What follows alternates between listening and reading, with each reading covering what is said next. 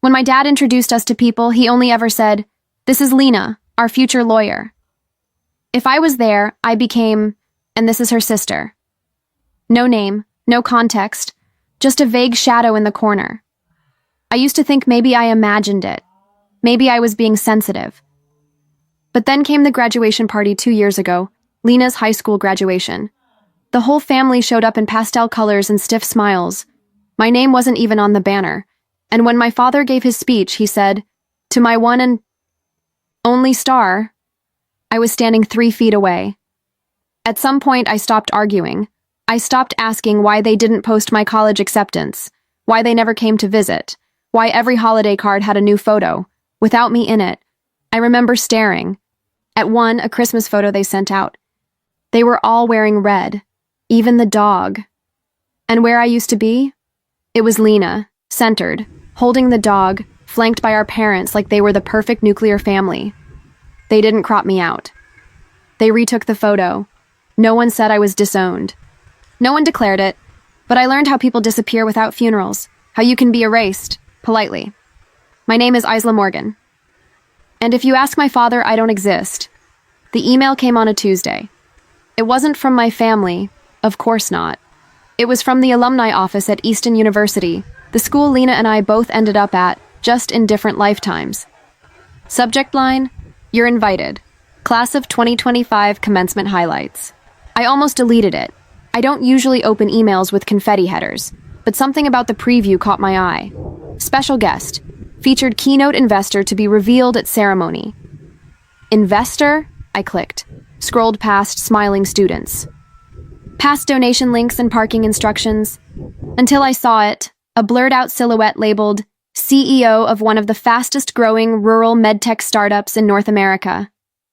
Unconfirmed, but heavily rumored to be me. My heart didn't know whether to race or stop. No one knew I was behind the company. I built it quietly, behind a pseudonym, through angel funds and clinical partnerships. I didn't want recognition. I just wanted distance, until now.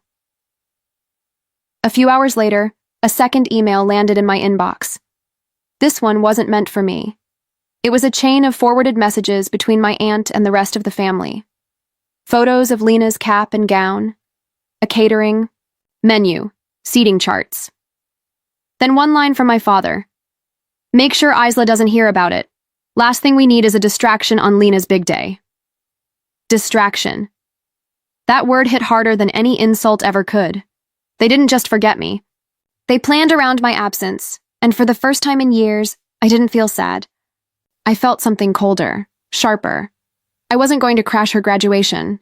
No, I was going to own the room next door. I sat in the dark for a long time that night. No lights, no music, just the hum of my refrigerator and the soft glow of my laptop. Screen. Their words looped in my head like background noise. Make sure Isla doesn't hear about it. She'll ruin it. She always finds a way to make it about herself. And I believe them, not all at once. Not like a lightning. Strike. More like erosion. Slowly, over years, until you're no longer sure where you end and their voices begin. Maybe they were right. Maybe I was the problem.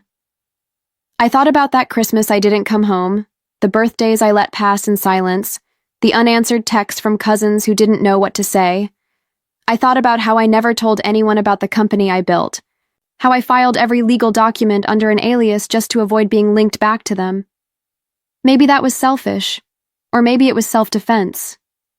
Even now, I wasn't sure. I stared at my reflection in the black laptop screen. Tired eyes, half-tied. Bun, hoodie with my startup logo no one recognized. The girl they called a dropout. The girl who walked away. No one ever saw me the way I wanted to be seen, and if no one sees you, do you really exist? The next morning, I opened my laptop again, logged into our investor portal. There it was, confirmation, Easton University, commencement. Keynote slot, confirmed, name to be announced. I hovered over the box labeled display name, typed 3 words, then clicked save, Isla Morgan, CEO. It started with a noise, a rustle from the back of my kitchen drawer. I wasn't looking for anything in particular, just a takeout menu or maybe batteries. But my hand brushed against paper. I pulled it out. A crumpled lunch receipt from 5 years ago, faded and bent at the corners. The ink had nearly vanished, but I recognized the handwriting on the back immediately. You don't have to be loud to be powerful. My mother's handwriting. She used to leave little notes like that, on mirrors, inside books, folded into my coat pockets during winter exams. She died when I was 19. She never got to see what I built. She never saw me rise. But that sentence? It was like she timed it for now. The same day, I got a message from Owen, my CTO. Investor Summit is locked. Same campus, same weekend. We're going. You in? I stared at the message for a long time. That's when I remembered something else. Lena's graduation would be across the quad from the summit. Same university, same date, same hour. It felt poetic. Like someone had drawn a perfect circle, and I'd been invited to step inside. I opened 2 tabs, one for the summit itinerary, the other for Easton University's graduation ticket portal. Under guest name, I typed in a pseudonym. Reserved 1 front row seat. I didn't plan to speak. I didn't plan to cause a scene. I just wanted to watch. Not her. Them. The people who erased me. I wasn't going to reclaim my place at the table. I was going to own the building next door. The university confirmation email landed at 2:07 a.m. sharp. My seat at the Investor Summit, confirmed. My front row ticket at the graduation, confirmed. 2 separate worlds, 1 campus, 1 weekend, and I had a foot in both. I didn't use my real name on the graduation ticket, just a monogram variation. I didn't want attention, not yet. I wanted proximity. I wanted to see my father's face when he realized the ghost he buried could still walk into a room unannounced. The morning of the trip, I packed light, a blazer, 1 black dress, and a pair of low heels I hadn't worn in years. The same pair I wore when I pitched my startup to a panel of investors who didn't even ask if I had a college degree. Spoiler, I didn't. But I had numbers, and a plan, and a reason. On the train ride to Easton, I passed the old science building, where I used to sleep between classes, where Lena once told her friends I was just a dropout who followed her around. Now, my name was quietly circulating in the summit program. When I arrived, the usher at the graduation gate scanned my ticket and smiled. This seat was requested early, reserved front row. Looks like someone really wanted you here. I smiled back. I guess they did. I sat down. 3rd seat from the aisle. The sun hit the back of my neck as the students filed in. No one noticed me. Not yet. But I noticed everyone. And behind me, I heard the sound of my father's voice. Low. Commanding, talking to security. My father was pacing near the entrance, talking to someone with a clipboard and a radio. His tone wasn't raised, but it was sharp, controlled. The kind of voice he used when he was about to remove someone without ever raising a hand. I kept my head down. He didn't look at me, not directly, just scanned the rows with that same disappointed squint he used on me the day I left for good. The usher walked over. Ma'am, can I confirm your name for the seating log? I handed her the ticket. She nodded, smiled, moved on. 2 rows ahead, my sister was seated with the graduates. Caps. Perfectly tilted, gown pressed to perfection. She looked the same, maybe colder, maybe more polished, but I knew that expression, the one she wore when she was performing. She was always good at playing the part. A professor passed by, stopped, glanced at me twice, then did a double take. Wait, he whispered. You're Isla Morgan, Metasphere, right? I didn't answer, just smiled lightly. I read your case study on telemedical infrastructure. Brilliant work. He said it just loud enough for 2 people in the row behind me to turn their heads. Across the quad, the university banners fluttered. The loudspeakers clicked on. The ceremony was about to begin.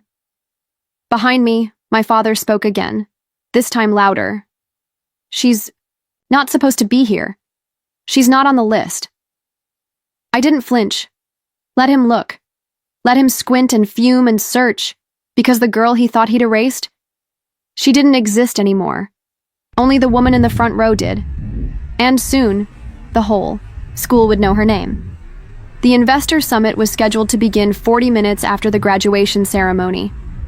Across the quad, inside the glass auditorium, my company's name was already displayed on rotating banners. Metasphere Health, closing keynote. How one startup quietly changed everything. I slipped away during the third speech, just as Lena's department head took the podium. My seat was empty before my father could realize I'd been right in front of him. Backstage at the summit, my assistant handed me the final slide deck. All set. They still don't know it's you. Even the dean thinks the CEO is some reclusive Harvard type. I nodded, flipping through the slides. Data, metrics, projections, all solid, all clean, but something was missing. I opened the file, hovered over the final slide. The closing screen just said, "Thank you, plain, safe, forgettable." I deleted. It typed a new title. Isla Morgan, Easton University, class of never.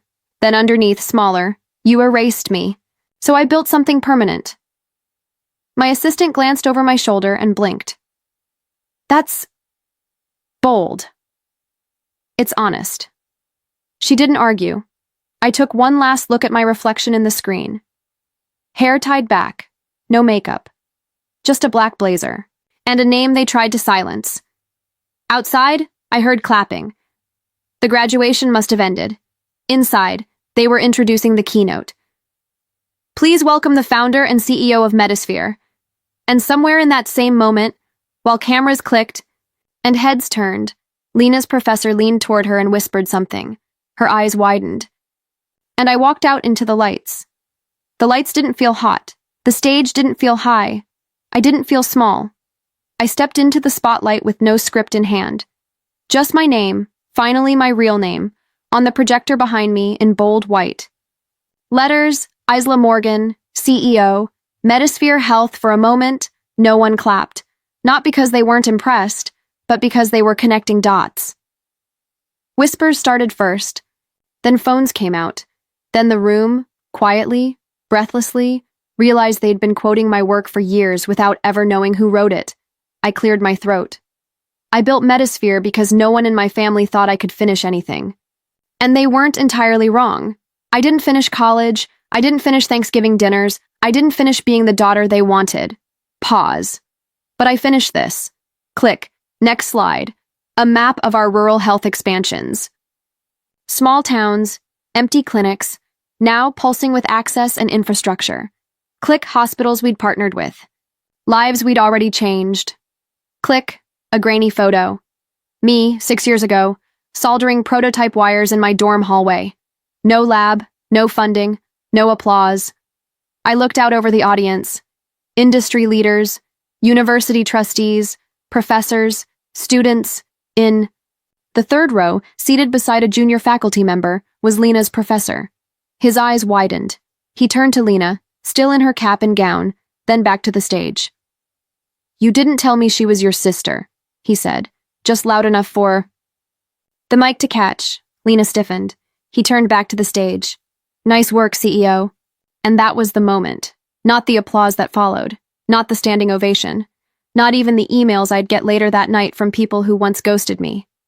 It was that one line. From the one person she wanted approval from. The one moment she couldn't control. The one sentence that didn't belong to her. I didn't look at her directly, but I knew she was watching. And I knew my father was somewhere behind her, seething. I didn't need to say a word to them, because the truth had already spoken. And this time, it had a microphone. I left through the back entrance. No press, no photos, just the echo of applause, still humming in the glass panels behind me. I didn't wait for congratulations. I didn't linger for the reception. I didn't need to. By the time I reached the hotel lobby, my phone had already begun to buzz. 37 unread messages, 6 missed calls from unknown numbers, and 1 text from my cousin. "Was that you on stage?" Dad nearly choked. I didn't. Answer. I didn't need to. A clip of the moment had already gone viral. The line, "Nice work, CEO," was being replayed, quoted, subtweeted, reshared. And in every repost, there I was, standing at the podium with nothing but my name and the silence I'd carried for years. I didn't post about it, didn't tag the university, didn't mention my sister, but I knew they saw it, because hours later, Lena's graduation photo disappeared from my father's Facebook page, replaced with an old quote about humility. Classic. My sister didn't tag anyone either, didn't post her usual "thank you to my amazing family" caption. Just one filtered photo, no smile, no context. I didn't speak to them, didn't return their silence with noise, but they heard me. In the halls where my name had been erased, in the rooms where they never expected me to walk again, in the voices of others, professors, students, strangers, who now said the name they once tried to bury, Isla Morgan, CEO.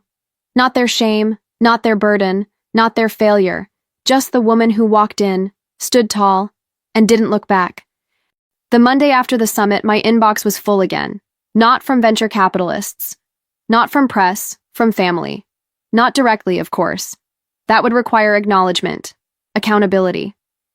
No, these came wrapped in polite curiosity. A message from my second cousin. "Hi, Isla. Long time. Just saw the keynote clip. Wow. Any chance you're hiring interns this summer?" An email from my father's college friend. "Greg mentioned you started something in healthcare. Would love to connect. Our son just graduated and is looking for opportunities." And then the boldest of them all, a message from Lena's boyfriend. We'd met once. He barely said hello. Now, didn't realize Metasphere was yours. Truly impressive. Let me know if you're ever building a legal team. No mention of Lena. No apology. Just doors opening. The same ones they tried to shut. In my face a decade ago, I didn't respond to most of them. But I did forward one message to my assistant. Put this one on the not in this lifetime list. She replied with a thumbs up and a smiling skull emoji. The irony wasn't lost on me. They called me a dropout, said I'd be lucky to keep a desk job, warned me not to embarrass the family name, and now, they wanted desk jobs from me. They didn't see the moment I became their cautionary tale. But they would remember the day I became their missed opportunity. And the best part? I never raised my voice. I just raised the bar. They pretended I was nobody. Not with slurs or slams or screams, but with silence, with empty chairs, with group. Photos that somehow always cut off right where I had been standing. They didn't erase me violently. They erased me like you erase pencil, soft, quiet, deliberate. Until even I started to wonder if I'd ever been written there at all, and when I finally walked away, no fight, no final words, they treated it like relief. Like the family had been set right again. For years, I let them keep that version. Let them believe I'd faded. Let them sit in rooms and say things like, "We haven't heard from Isla in ages," as if I were a distant relative instead of a daughter, a sister, a soul they'd chosen to forget. But the truth never stays buried, not when it builds something that speaks louder than blood. This time, they couldn't hide behind silence. My name was printed on brochures, quoted on news sites, echoed in keynote speeches.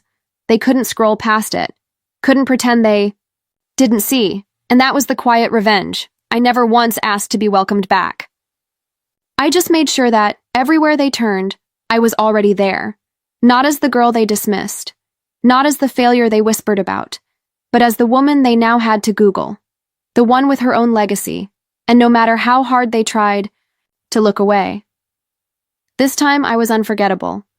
I never went back to the house, not even when my father sent word through a cousin, something about putting things behind us and family being family. He didn't mean apology, he meant image control, and I wasn't interested.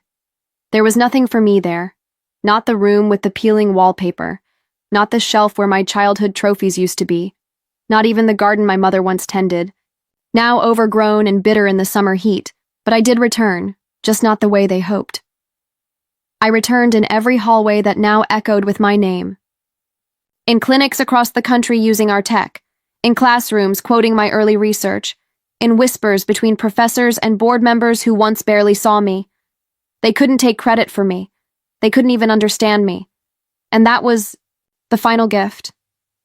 I'd become something they couldn't hold, couldn't rewrite, couldn't reshape to suit their comfort. A professor from Easton sent me a handwritten note.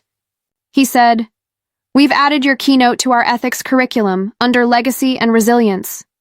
Legacy. Funny how that word used to feel heavy, like something I wasn't allowed to touch. Now, it was mine. Voiceover, final shot. They pretended I was a distraction, a mistake, an empty chair at the wrong table.